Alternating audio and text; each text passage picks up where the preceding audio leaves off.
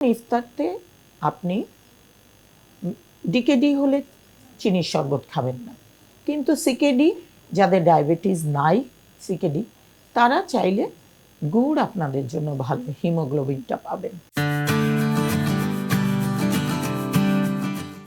আসসালামু আলাইকুম, আমি শামসুন নাহার মহুয়া, চিফ নিউট্রিশনিস্ট, বার্ডিং হসপিটাল।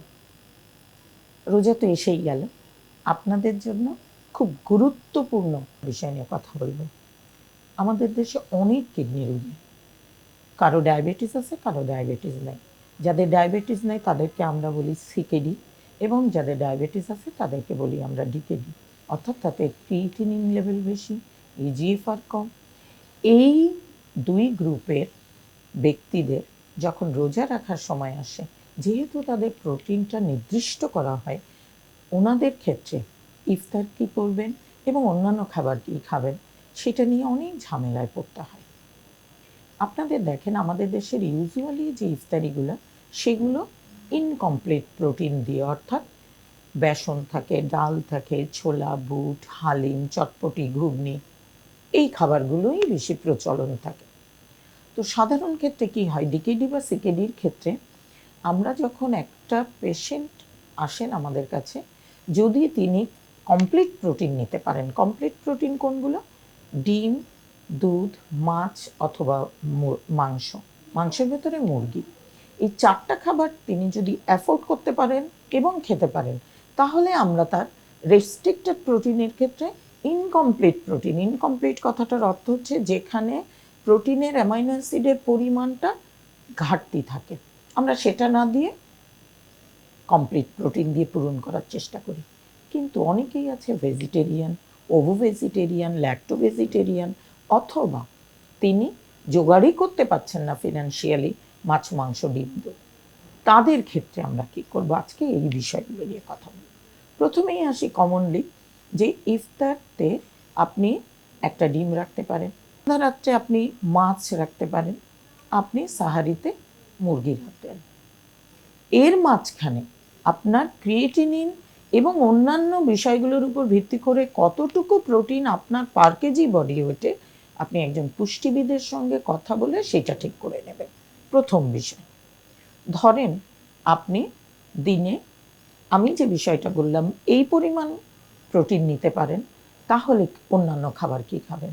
যেমন ইফতারতে আপনি ডিকেডি হলে চিনির শরবত খাবেন না, কিন্তু সিকেডি যাদের ডায়াবেটিস নাই, সিকেডি তারা চাইলে গুড় আপনাদের জন্য ভালো, হিমোগ্লোবিনটা পাবেন, আয়রন রিচ ফুড এটা। আপনি ফল খাওয়ার আগে দেখবেন যে আপনার পটাশিয়াম লেভেল কোথায় আছে, অতএব আপনাকে এটা খুব ভালো করে দেখতে হবে। রিচ পটাশিয়াম, পটাশিয়াম যদি বেশি দিকে থাকে, রিচ পটাশিয়াম ফলগুলো আপনি খাবেন না। সেক্ষেত্রে খেজুর কিন্তু অনেক পটাশিয়াম সমৃদ্ধ, এটা মনে রাখবেন।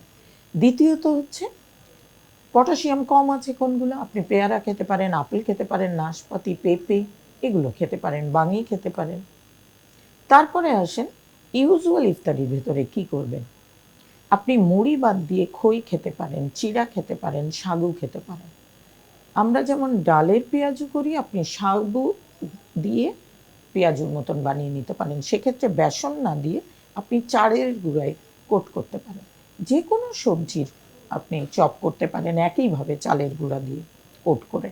আপনি শাকের পাকুড়া করে নিতে পারেন। আপনি চালের গুঁড়ার যে কোনো পিঠা খেতে পারেন। যেমন যাদের ডায়াবেটিস নাই, আমরা যদি বলি তেলে ভাজা পাকান পিঠা বলি, কখনো কেউ কেউ পান পিঠা বলে, অর্থাৎ গুড়, চালের গুঁড়া তেলে ভেজে ঘরে। কিন্তু যা ডায়াবেটিস আছে গুড়টা না দিয়ে করে নিতে পারেন। চিতই পিঠা করতে পারেন, চাপটি করতে পারেন, সবজি মোমো করে নিতে পারেন। আপনি ঘরে রুটি দিয়ে আপনি শর্মার মতন করে নিতে পারেন। অর্থাৎ যে খাবারগুলো আপনার জন্য আপনি খেতে পারেন, সেই খাবার দিয়েই আপনি আপনার ইফতারিগুলো করতে পারেন। আসেন, ইফতারি করার শেষ, আপনি একটা ডিম এখানে রাখেন, সেটা ডিম চপ হতে পারে। আপনি কোনো খাবার খাচ্ছেন, তার ভেতরে ডিমটা, যেমন চাপটি করবেন আপনি তার ভেতরে ডিমটা দিতে পারেন। এবার আসেন সন্ধ্যা রাত্রে, সন্ধ্যা রাত্রে অ্যাজ ইউজুয়াল আপনি ভাত অথবা রুটি যে কোনোটা পছন্দ করেন, মাছ অথবা মুরগি, অথবা আপনি ইফতারিতে ডিম নিলেন না, এখানে ডিমটা নেন, সবজির 2-3 রকম নিতে পারবেন, ভর্তা, ভাজি, রান্না, শাক রাখেন এবং খাবারের ভেতরে 1-2 ফোঁটা লেবু রাখেন, যাতে ভিটামিন সি নিলে আপনার খাবারের আয়রন অ্যাবজর্পশন রেটটা বাড়ে।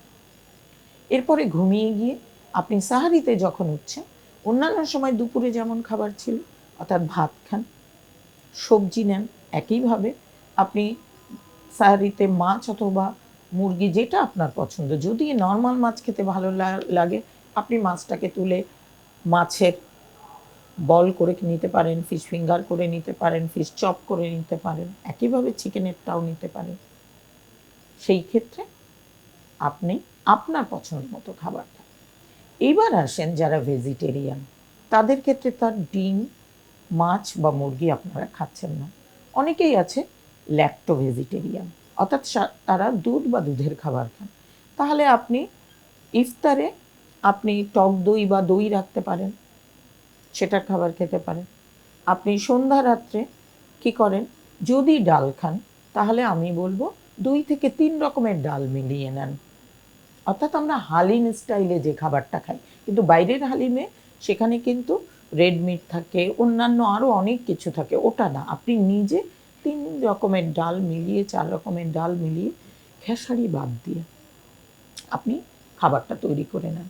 ইভেন আপনি সবজি দিয়ে ডাল করে নিতে পারেন, আপনি ডাল দিয়ে খিচুড়ি করে নিতে পারেন, কোনো অসুবিধা নেই।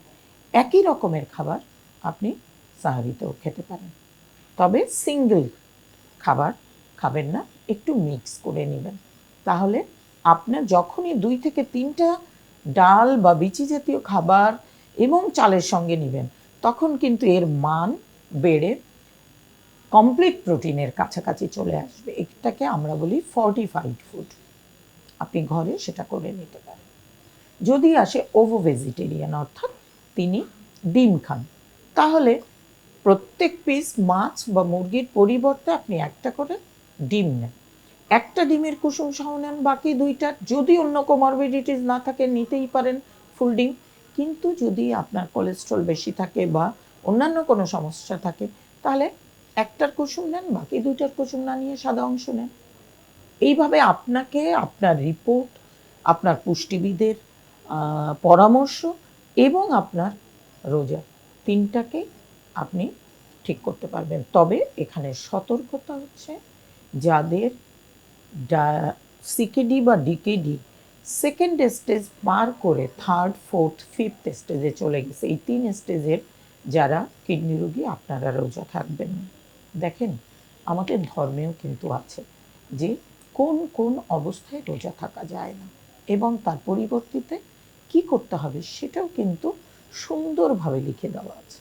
অতএব আপনারা সেই ক্ষেত্রে রোজা রাখবেন না, এবং রোজা রাখলে আপনাদের ক্ষতিটা হবে। ডায়ালাইসিস যারা করছেন তাদেরও একই অবস্থা, যে আপনারা রোজা থাকবেন না। রোজা থাকলে আপনার শারীরিক ক্ষতি এবং আপনি যে বেনিফিটে ডায়ালাইসিস করছেন সেখানে ক্ষতি হবে। পাশাপাশি যাদের ইলেকট্রোলাইট ইমব্যালেন্স, অর্থাৎ হাইপোনাট্রিমিয়া, হাইপারনাট্রিমিয়া, হাইপোক্যালামিয়া, হাইপারক্যালামিয়া, যাদের ম্যাগনেসিয়াম লেভেল অনেক বেশি বা কম, এই ধরনের রোগীদের ক্ষেত্রে তারাও রোজা রাখবেন না, রোজা রাখা থেকে বিরত থাকবেন। এবং অবশ্যই আপনি আপনার চিকিৎসকের, তার আগে চিকিৎসক এবং পুষ্টিবিদ উভয়ের পরামর্শ অনুযায়ী আপনাকে সুস্থ থাকার পরামর্শ নিতে হবে। আশা করি আপনাদের কাছে এই মেসেজগুলো অনেকটা উপকারে আসবে। ধন্যবাদ।